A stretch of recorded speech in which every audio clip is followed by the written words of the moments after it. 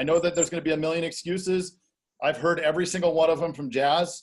So don't feed into the excuses. Oh, they were in a hurry, or this one was different. It doesn't matter. You can use it and you can convince everybody. It's your job to convince them why they need to do this, because these are your ideal clients. You want to be selling your ideal clients because your ideal clients are going to have a much higher lifetime value. And that's what you want for your agency.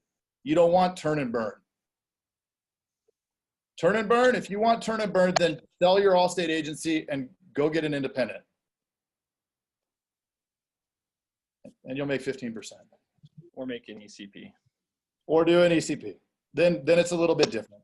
But for those of you who have are doing 10% and have a note and need to maximize the value of that time you spend on these quotes, because this isn't going to make that quote take much longer. But you're going to get a lot more valuable information out of doing it this way. So the form is this simple. You're going to go here, and what you're going to make sure you want to do here is put in your email address, because this is where it's going to send the data. And you own it. It's yours. Okay? So I'd write that down. You want to make sure, where should this email? You don't want to send it to them. You want to send it to you. I mean, I guess you could send it to them. But you're going to put the prospect's name, their last. Now, we use it for clients too. So we do I need to make that bigger? Can you guys see that? Okay, here, is that better? Yes. All right, perfect. Please interrupt me with important questions like that if you can't see. So, but I saw everybody leaning in. Okay, so. I'm on. All right, so Lindsay, are you up for it? You want to be the client? Yeah, okay, sure. We'll spend the last 20 minutes here doing the role play, because this always comes up. How do I integrate this into my quoting process? Right, because that'll be excuse number one. Oh, I couldn't do it. I couldn't figure out how. Okay, well, you do it. That's how you do it.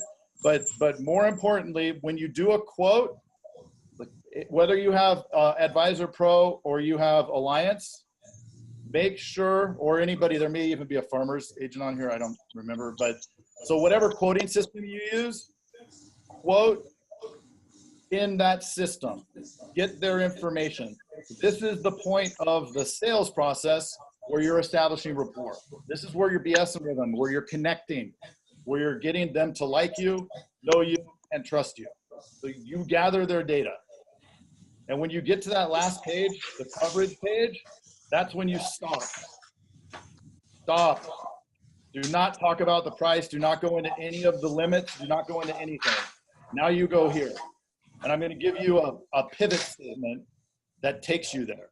All you have to do is say, okay, I have all your information. Now we're going to do something that's a little bit different than you're used to. And I'm going to have to ask you some more personal questions. They're going to say, okay. Or they're going to say, why? And you say, I'll get into that, I promise. Right? And then put in their name. Right? So you can make up numbers, Lindsay. You don't need to say your real stuff. Okay. Okay. All right. So I see you right now, you have Geico, is that right? That's right. Okay. I would put, and then you're going to put in their limit. If you don't have it on the CCDB, then, and I don't know if on Advisor Pro, if you can look at that anymore, I can't remember. Can you? You can. Okay, you can. So if you can pull it, like the more you can pull, and as you get comfortable, you're going to be able to move this information over. But think on your feet and have fun. So you're going to put in their first number, right? So if they have 100, 300, put in 100,000. This is part of the form. This helps with that growth, or with I'm sorry, in identifying the gap at the end. You're going to see that. Okay. So now, once you know that, so Lindsay, I saw you have 100,000 as your as the first part of your coverage for your liability. Mm-hmm. Does that make sense? Yes. Okay, cool.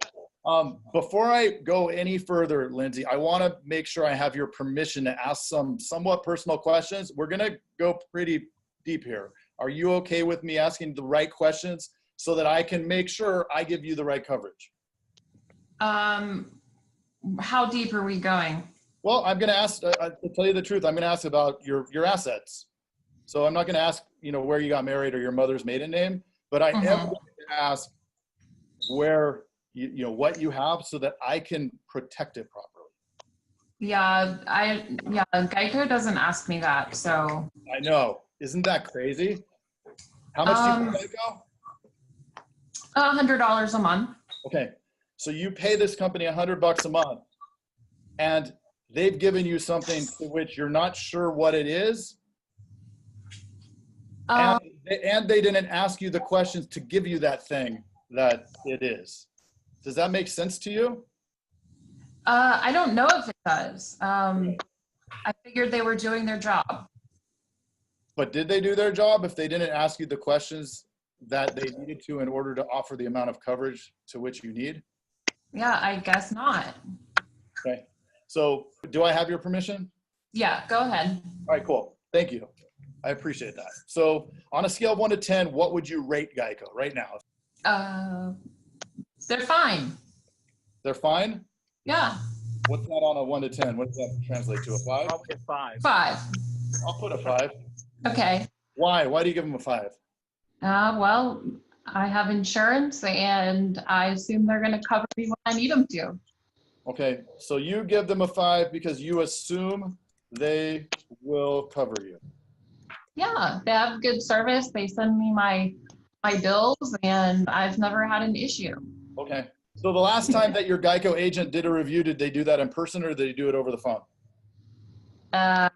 Well, they don't have agents that I know of. Oh, they don't? That's weird. Not that I know of. I think they're getting into that, but I don't have an agent, so it's over the phone.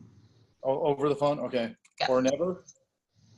Yeah, I mean, what do you mean a review? What is that? Well, if you don't have an agent, then likely they didn't sit down with you to make sure that your coverages are what they are.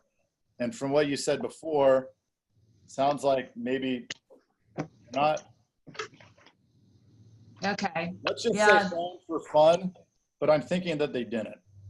Okay. And then you sort of answered this, but how'd you end up with your current limits? It was that they just gave it to you? They gave. Well, my dad, he always had those coverages, so I just assumed that's what I needed. Okay. So your dad has those coverages. Is your dad licensed to talk about insurance? No, his dad was, but he died when I was 9, so that doesn't count. I'm very sorry for your loss. All right, cool. So your house, how much your house worth? Probably about 250,000. Okay. And then any other additional residences? Yes, I have a house that I rent out. Okay. Total value of that house? 200,000. Okay. And any commercial properties? No. Okay. Great. And so you own it. How much do you owe on that house? About 190,000. Okay. Would you like to see that 190 paid off if something ever happened to you? Like if you. Absolutely. Okay. Perfect. Well, we'll make sure that we do that we bolt a life quote on here. Okay. Okay.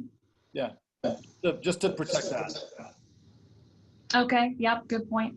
Perfect. And then we don't need to dive into that if you guys are do something similar to this, but there's a spot to ask all their valuable items. Then we're going to get into their personal property.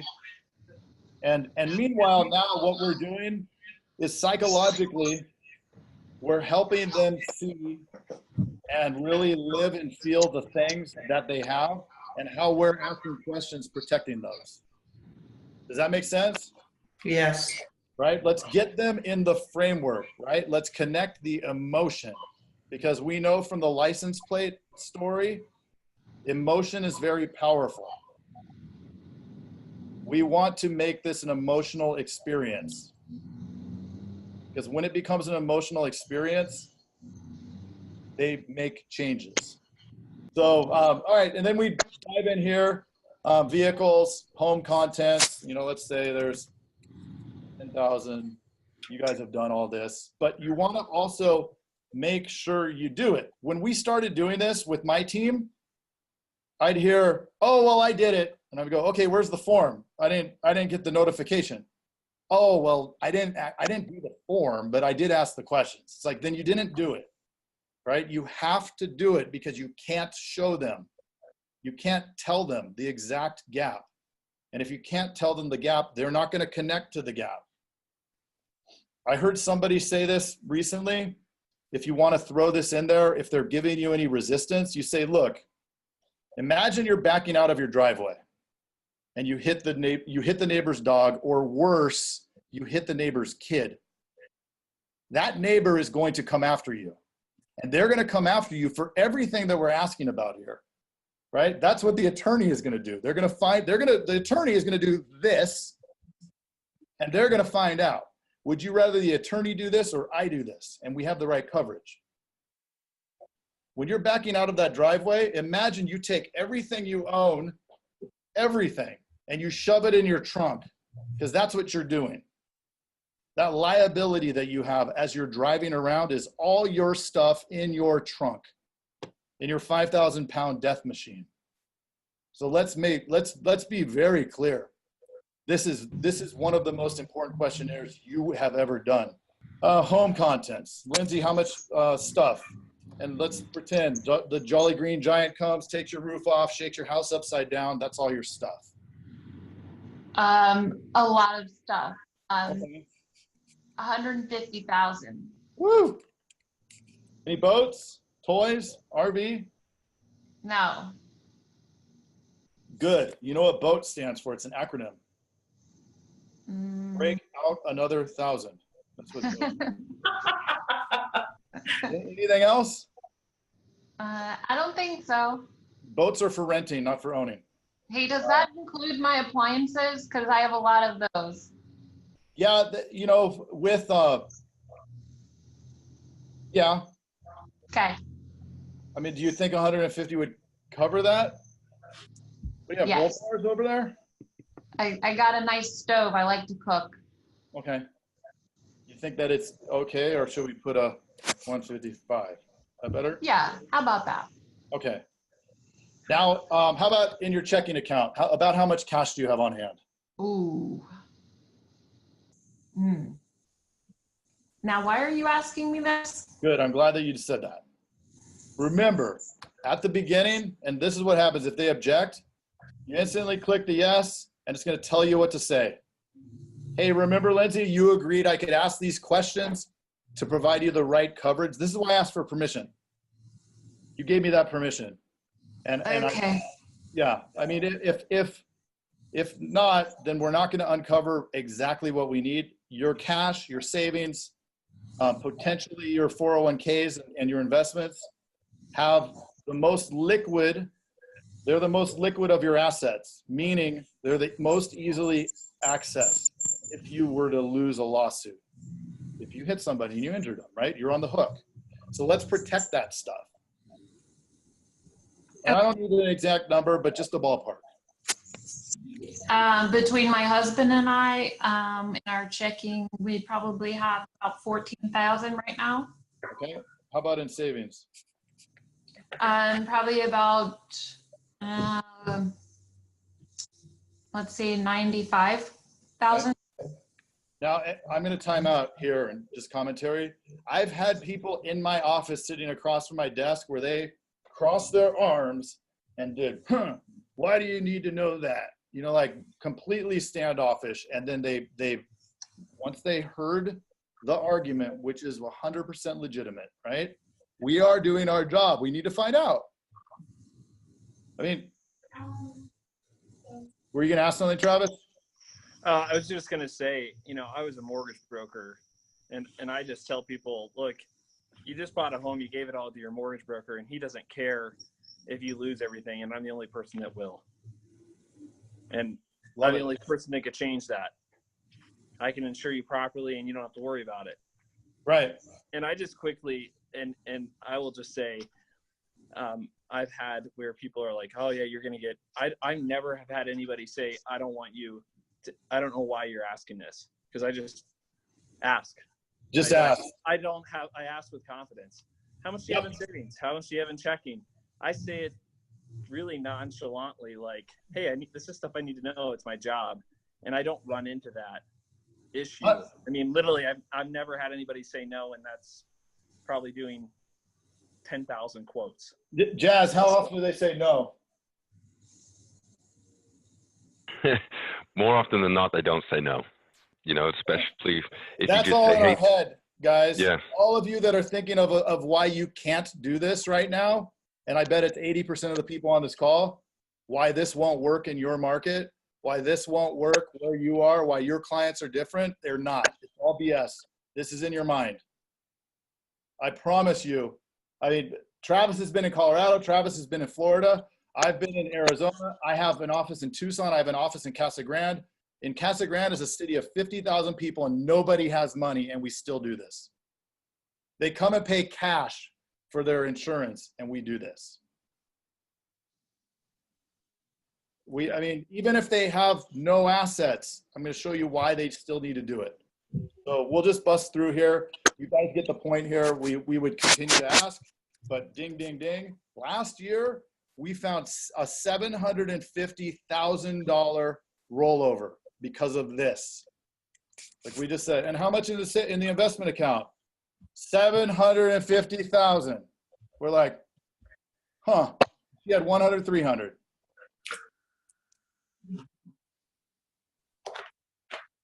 We rolled it over. It was a nice PC. Half of it went into the variable annuity. CDs, not the discs, not the music, ha, ha, ha, you know, make a little joke. 401k, any old 401ks, we're about to roll a $300,000 one. A guy that's a border patrol, he just quit.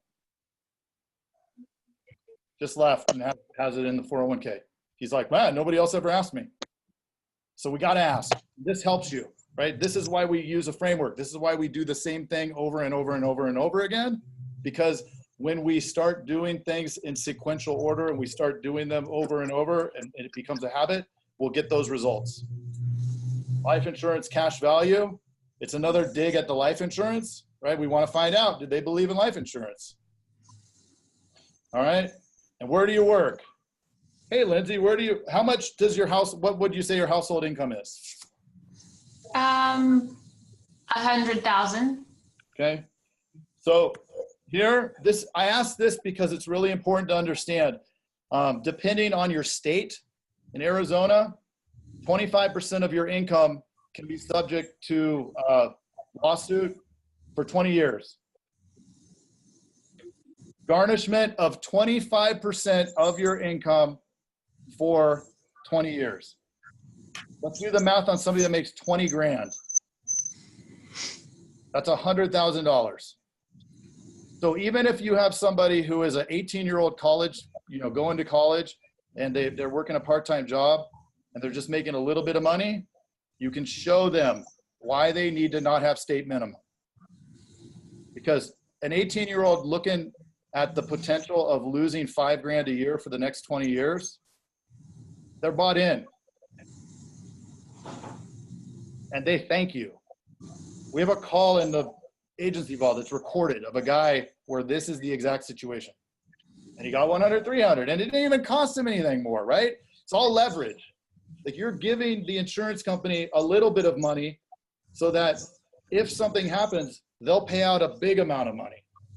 When they understand the concept of leverage, it changes the game. Leverage. Who do you currently work for, Lindsay? Aetna. Aetna. Do they have Aflac or anything like that? No. Oh, really? Do you know the HR person? Yeah, I do. Who is it? Janice. Janice. Cool. I'm probably not now. We don't want to solve for it on this call, but down the road, I'd like to connect on that because we have something I think that may be able to help you out. Okay. A meeting with Janice, but we'll talk about that later. Okay. Plant the seed, right? Yes. All right, great. This would go to your EFS. So when we hit submit on ours, it goes straight to the EFS. One comes to me and one goes to the LSP. In this case, it's going to go to you guys. You can hand it to your EFS, but your EFS is going to like this because this is a lot of important information, right? Right now, Lindsay, we have an almost $1 million gap in coverage. Let me make that bigger. Let me explain what that means. Yeah. So you have 100,000 as your single limit, meaning you back out of your driveway, you hit the neighbor's dog, or worse, you hit the neighbor's kid, and they come after you and sue you. Your Geico is going to give you, will cover you up to $100,000. When you have almost $1 million of exposure. I never thought about it like that. No, most people don't. And that's why we asked the questions that we just asked. Right? So what I would recommend and what we're going to go into is a base of 250-500, and I'll explain what all that means here in a second. And we're also going to do an umbrella. And umbrellas, I mean, they're under $50. They're under $50 for $1 million of coverage, under $50 a month. I mean, that's true leverage right there. But we'll get into that here in a sec. Does that make sense though? I think so. It's starting to make more sense. Yes. Okay. Knowing this, I know you gave them a 5. If you were going to rate them, you said they're fine. Would you still rate them a 5, Geico? I'd probably give them a 2 just for showing up. Right. It just showed up. They just showed up, and what they did was they created a potential problem. You don't want the attorney sending you a letter saying, "Hey, guess what? We want 900,000." Yeah. So then you hit submit, and there you go, and you have it now. Again, remember, this is one little piece of the overall sales thing, but the great thing is that all of us are salespeople and all of us get on these calls all day long. So is this something everybody here can see themselves incorporating this week? Yes. Okay. So what you're going to do, and if you can get your LSPs to buy in, I'm going through everybody's headshots here, seeing if they're nodding. Everybody, yeah? Yeah? Yeah, there we go. Awesome. Edward with no camera, and Joseph. I'm just done. So Here's yeah, a verbal nod. I'm gonna stop it there. We're coming up on. Are we on the time here? We just passed 11. The 01. So does anybody have any questions? Yeah, Craig. Yep. After, at the end here, when you kind of wrapped that up with Geico and showed her the shortages, are you going to jump right back into Alliance and quote the 250-500? Yes. So Okay. if you were on, and you've used Agency Vault, you've seen the 7 steps. So this is then where you would go into building value. So we would start talking about all of the coverages line by line. Coverage, feature, benefit, right? So it's like the feature, which is the coverage, and then the benefit of that coverage. And you do that on each line item. And yeah, these quotes are going to take longer, but you're doing it if you're talking to the right people, the right clients, it's much more revenue for your agency. So you got to find the right clients. That's a whole nother strategy. That's lead generation, and that's not what we're talking about here. This is once you have them, right? We're going to have on the insurance podcast, Travis is going to eventually be on here, and he's going to be talking a little bit about some stuff for lead gen, which will be awesome. I'm just working on pinning them down in public. So anybody else have any questions? So actually, Craig, I've got one. This seems very similar to the B-file process that we were doing before this. And we would typically do the B-file as part of our onboarding process, not in the midst of the initial quote, but whoever is handling our onboarding process would go through and run through a detailed, financial analysis to uncover PUP and ALR opportunities and whatnot. Where does this process fit within the quoting cycle for you? right after right when you get past, you get to the coverage page. So before you present price, you go into this discussion. Yes. Before you talk about coverages, you go here. Okay. So, and I don't know if maybe you missed it, but you go through Alliance, get to that page where now you have all the coverages and the price, and you stop. So it's like, just remember, stop. And then you give them a pivot statement. Hey, we're gonna go into a couple things that are a little bit different than what you're used to. Do I have your permission? You want to just ask for permission. And that's I remember the pivot discussion, but I didn't realize that you were saying that that's going between tab 2 and tab 3 in Alliance. Yep. So right when you finish tab 2 and tab 3 is there, as long as they qualify, right? If they don't qualify, then this is a non-issue. Kick them and move to the next call. Okay.